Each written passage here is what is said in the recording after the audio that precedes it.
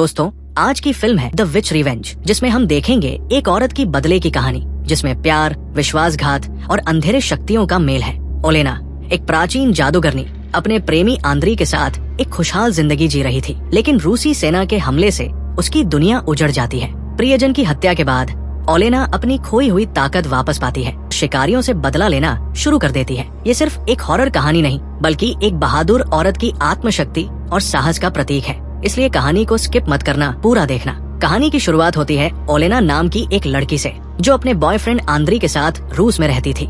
कुछ समय बाद रूस और यूक्रेन के बीच युद्ध शुरू हो जाता है, जहां रूसी सैनिक यूक्रेनियों की हत्या करने लगते हैं और उनकी महिलाओं के साथ अत्याचार करने लगते हैं। ओलेना आंद्री के साथ अपनी मौसी के घर छिपने जा रही थी, तभी रास्ते में उन्हें रूसी सैनिकों का सामना करना पड़ता है। वहाँ एक सैनिक ओलेना के साथ अभद्र व्यवहार करता है और एक अन्य सैनिक अपने कमांडर से कहता है, ये लड़की बहुत सुंदर है, हम इससे बहुत मजा कर सकते हैं। कमांडर कहता है, ठीक है, पकड़ लो इन्हें। आंद्री सैनिकों के इरादे भांप जाता है और फायरिंग कर भागने की कोशिश करता है, लेकिन सैनिक जवाबी फायर करते हैं। मौसी के घर पहुँचने पर ओलेना देखती है कि आंद्री को गोली लग चुकी है और वो गंभीर रूप से घायल हो चुका है। कुछ देर बाद आंद्री की मौत हो जाती है।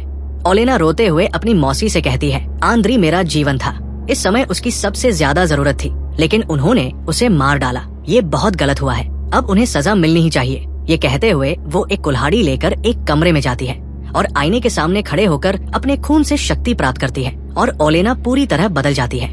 उधर कमांडर सैनिकों से कहता है, जरूरी सामान अभी नहीं मिल रहा है, ऊपर से आदेश है कि जहाँ से भी मुमकिन हो वहीं से वो सामान लाना होगा।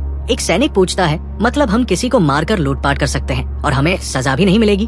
कमांडर जवाब देता है, बिल्कुल सही। इसके बाद सैनिक एक गांव में लूटपाट करने निकल जाते हैं। एक घर में घुसते हैं, जहां एक बूढ़ा आदमी बाहर आकर बहुत विनती करता है, लेकिन वो अंदर घुस जाते हैं और एक लड़की काट्या को देखते हैं। एक सैनिक जबरदस्ती उसके साथ दुष्कर्म करता है। बाहर खड़े सैनिक एक घर पर फायरिंग करते हैं। तभी एक बुजुर्ग औरत आकर कहती है, तुम लोग क्यों गोली चला रहे हो? यहाँ लोग रहते हैं, अगर उन्हें कुछ हो गया तो? ये सुनकर सैनिक गुस्से में आकर उसे गोली मार देते हैं। फिर सैनिक कैंप में लौटते हैं और कमांडर देखता है कि वे एक लड़की को भी लेकर आए हैं। वो पूछता है, क्यों लाई है?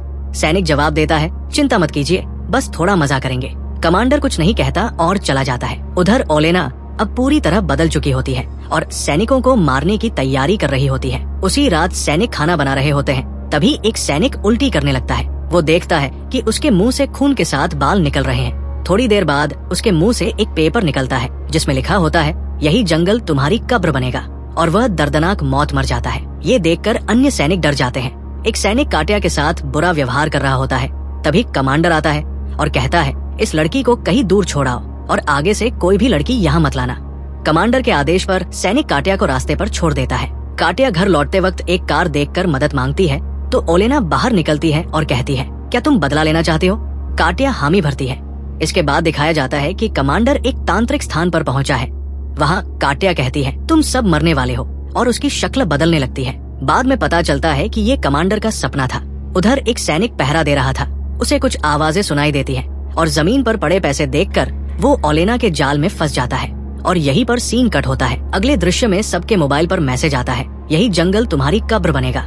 कमांडर कहता है, डरो मत, ये सब यूक्रेन का डराने का तरीका है। तभी उन्हें पता चलता है कि रॉलर नाम का एक सैनिक लापता है। जब उसे ढूंढने जाते हैं तो देखते हैं कि वो झाड़ियों में बंधा हुआ है और कुछ दूर ओलेना पुतला बनाकर उस पर हमला कर रही है। अचानक रॉलर का शरीर फट जाता है और वह मारा जाता है। ये देखकर कमांडर कहता है कि यूक्रेनी लोग हमारे सैनिकों को चुपचाप मार रहे हैं, इन्हें किसी भी हालत में ढूंढ निकालना होगा। उधर ओलेना शैतान के पास जाकर अपनी सब कुछ बलिदान कर और भी शक्तिशाली बन जाती है। उसकी मौसी समझ जाती है और उसे समझाने आती है, तुम फिर से पहले जैसी जिंदगी जी सकती हो। लेकिन ओलेना कहती है, मैं लौटना नहीं चाहती, मैं सिर्फ आंद्री का बदला लेना चाहती हूँ। उधर दो सैनिक मिलकर रॉलर की लाश हटा रहे होते हैं। तभी उनमें से एक के फोन पर उसके परिवार की लाश की तस्वीर आती है। जब वो कॉल करता है तो अज्ञात व्यक्ति फोन नहीं उठाता। वो डर के मारे कैंप लौटता है और कमांडर से गाड़ी मांगता है। कमांडर कारण पूछता है तो वो कहता है कि उसके परिवार पर खतरा है, लेकिन कमांडर फोटो दिखाने को कहता है और नेट न होने की वजह से वो नहीं दिखा पाता। तब कमांडर चेतावनी देता है, अगर रॉलर की तरह मरना नहीं चाहते तो चुपचाप कैंप में रहो। इतना कहकर कप्तान वहाँ से चला जाता है। तभी उस सैनिक के पास फिर से उसके परिवार की एक तस्वीर आती है। तस्वीर देखते ही वो जोर जोर से रोने लगता है। अचानक उसकी नजर एक टैंकर पर जाती है, जिसका दरवाजा खुला था। वो तुरंत दौड़ पड़ता है और टैंकर को चलाना शुरू कर देता है। तभी सामने उसे ओलेना दिखाई देती है।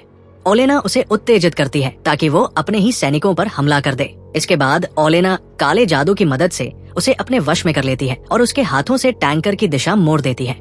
फिर वो टैंकर चलाकर तंबू में सो रहे सैनिकों के ऊपर से चला जाता है। टेंट के अंदर सो रहे सैनिक टुकड़ों में बिखर जाते हैं। इसके बाद वो टैंकर को लेकर एक पेड़ से टकरा जाता है। इस झटके से उसका होश वापस आता है, लेकिन तब तक बहुत देर हो चुकी थी।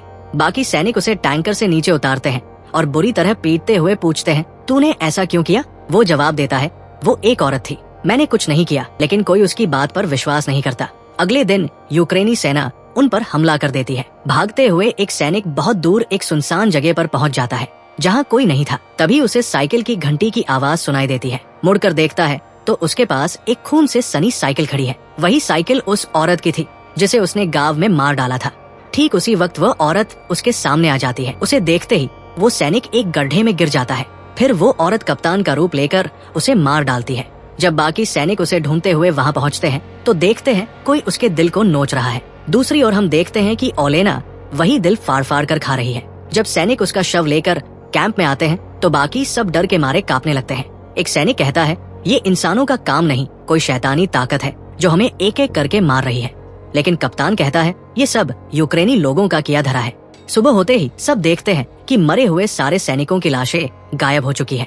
उसी समय एक सैनिक के शरीर में अचानक तेज दर्द शुरू होता है। पेशाब करने जाते ही उसे खून निकलता हुआ दिखता है। फिर भी किसी तरह वो बाकी सैनिकों के पास पहुंचता है, लेकिन वहां पहुंचकर देखता है कि वहां कोई नहीं है। उधर कप्तान सैनिकों को लेकर लाशों की तलाश में गांव की ओर बढ़ता है।